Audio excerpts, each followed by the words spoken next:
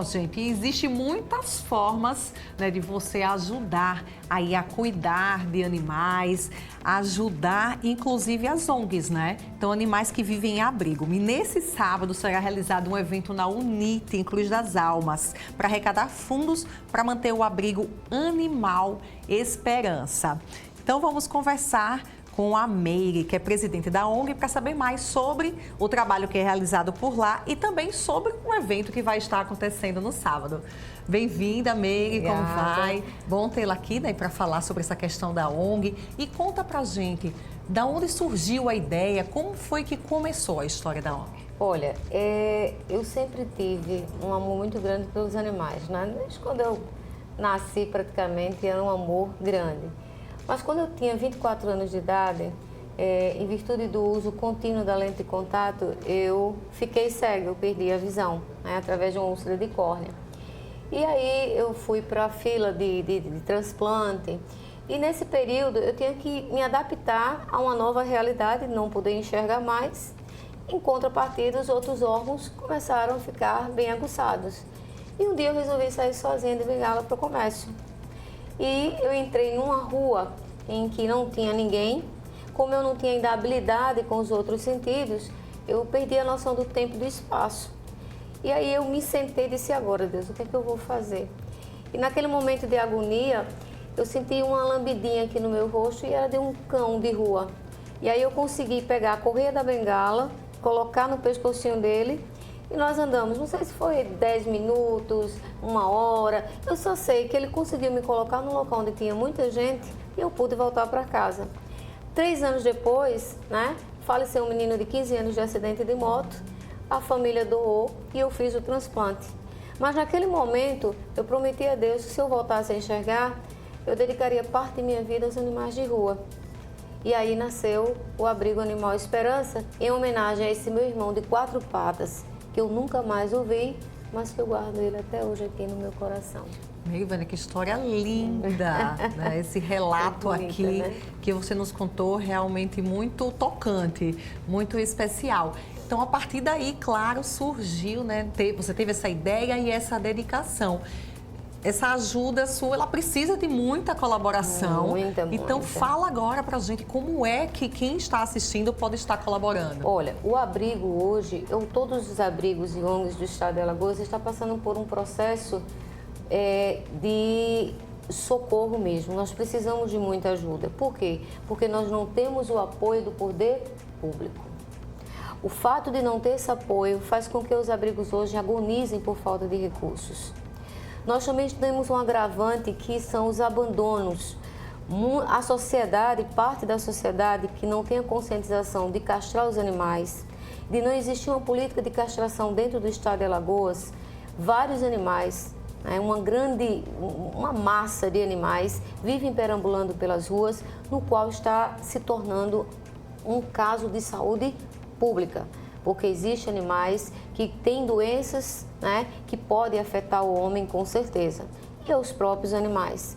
Então, todas as vezes que nós chegamos nos abrigos, nos deparamos, pelo menos no Animal Esperança, todos os dias que eu chego, eu me deparo com uma caixa de gato, uma caixa de filhotes, animais idosos, animais doentes, fora os pedidos de resgates por animais que são maltratados, por animais que são espancados, atropelados. Então, as pessoas elas podem estar ajudando, fazendo doações. Doações. Não só doações materiais, como doações também de tempo, voluntariado. De tempo, serem voluntários, doarem ração, né? Temos a conta, você entra no animal, @animal.esperanca, tem lá as contas que você pode fazer a doação. As doações, elas são importantes para manter o abrigo. Existem custos, nós precisamos castrar os animais, nós precisamos pagar os funcionários, a limpeza, a ração, mas tudo é atualmente essencial. existem pessoas juntamente com você que trabalham na ONG. Na ONG existe 2 funcionários que dão conta de 280 animais, porque nós não temos recursos suficientes para pagar mais funcionários, né? E os animais tem o processo de separação, tem o processo de adaptação, porque os maus tratos causam aos animais também uma certa dificuldade de se introduzir no meio dos demais e até a confiança no próprio homem. É aquele animal que foi maltratado, foi espancado, teve o seu corpinho maculado, né? E aí ele chega em uma situação em que é preciso um trabalho de muito amor e muito carinho para reeducá-lo e introduzi-lo junto aos outros. E quem está assistindo pode estar pensando assim, bom, mas eu não sou veterinário, então eu não tenho como ser voluntário, isso é verdade? Não. O voluntário é aquele que chega, brinca com os animais, dá um banho, nos ajuda muitas vezes na limpeza. Só o fato do voluntário chegar, brincar com eles, né? Eles precisam de atenção, eles precisam de carinho. São animais carentes, né? São animais que foram abandonados pelos donos porque tinha uma casa e decidiu morar num apartamento e deixa o animal no abrigo. Esses requerem um carinho que você não tem noção, porque eles entram em depressão e morrem. Muitos animais nos abrigos nós perdemos por depressão. O animal de rua, esse entra no abrigo e para ele é um alívio, porque ele vai ter a comidinha na hora.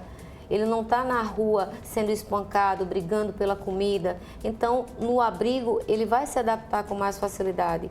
Mas aquele animal doméstico que tinha um dono, tinha sua referência, que abanava um rabinho quando o dono chegava, quando esse é abandonado, é difícil. O sofrimento é ainda maior, né?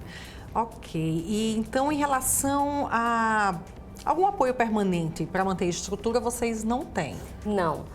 Nesse evento, nós vamos tentar, né, fazer com que as pessoas entendam da necessidade de termos doadores fixos. Então, os doadores fixos, você pode depositar qualquer quantia, um saco de ração. As prestações de contas são feitas mensalmente. O que nós pedimos é, vão no abrigo, vejam o nosso trabalho, nossa necessidade, porque sem o apoio da sociedade, nós vamos abrir as portas. Ok, e quem está nos assistindo, né, e quiser conhecer um pouco mais sobre a ONG, como é que faz? Repete, por favor, o endereço que você falou. Você entra no Instagram, @animalesperanca, pode entrar em contato pelo número 999290761, né? E pode nos visitar lá no Vilarejo Campestre, né? É um abrigo que compõe hoje 230 cães e 50 gatos, uma estrutura em que todos são separados. Nós temos, sim, o auxílio de uma veterinária voluntária que nos auxilia, né?